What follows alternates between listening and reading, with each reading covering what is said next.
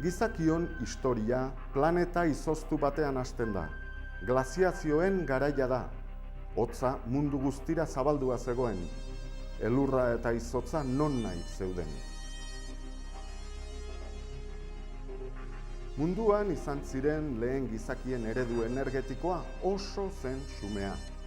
Oinarrizko beharrak asetzeko, elikadura, jantzia, babesa eta argia, gizakiak erabil zezakeen energia iturri bakarra ustiatu zuen, bere giharren indarra. Giharren indarra zenez eskura zeukaten motor energetiko bakarra, ezin zuten energia ez bildu, ez gorde. Animalien zein landareen ugalketa naturalaren mende bizi ziren. Edozein aldaketak onda zezakeen, bai biltzaileen eta fruituen, bai ehiztarien eta animalien artean lortutako oreka.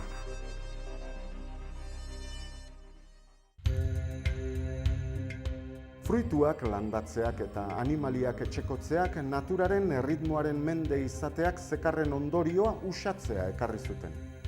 Horrela, gizakiak itxaron egin beharrean sortu egiten zuen, naturan eraginez eta zikloan parte hartuz. Nekazaritzaren arloan, laboreen ereiteak garrantzia handia eduki zuen. Gehien ereiten ziren laboreak garila eta garagarra izan ziren. Izan ere, garila eta garagarra oso elikagarriak ziren, erraz biltzen eta gordetzen ziren, eta ereiteko errazak ziren. Asentamendu nekazari haiek ordea, ez zuten handitze handirik ezagutu. Neolitikoaren garaiko hilerrietan ez da inon 20 giza zurduratik gora aurkitu. Batzuen ustez, gazteek alde egiten zutelako etzen hasi biztanle kopurua. Gazte haiek beste arro batzuetara alde egiten omen zuten euren bizitokia eraikitzera.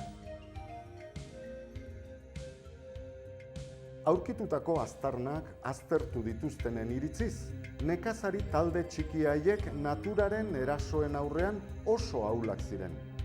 Naturaren indarren erabat mende bizi ziren.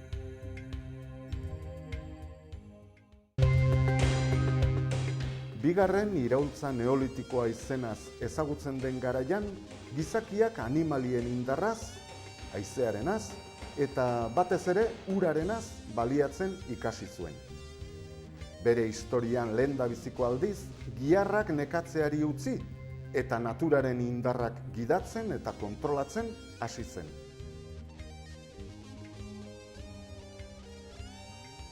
Gizarte nekazarien eta haien baliabide energetikoen arteko erlazioetatik bi alderdi ondoriozta ditzakegu. Batetik, herrietan zein probintzietan egindako esfortzuak aski ez zirenez, zentralizazioa eta estatua sortu ziren. Bestetik, ubideen kontrola zeukanak pertsona ugariren bizitza eta ongizatearen kontrola ere bazeukanez, gizarte klaseak sortu ziren. Neolitoaren azkenetan, energia iturri nagusiak animalien, haizearen eta uraren indarra ziren. Energia baliabideak berriz, landareak eta animaliak eta haizea eta ura. Teknologia aldetik burdinazko goldea, gurpila, haize oihala eta makina hidraulikoak garatu zituzten.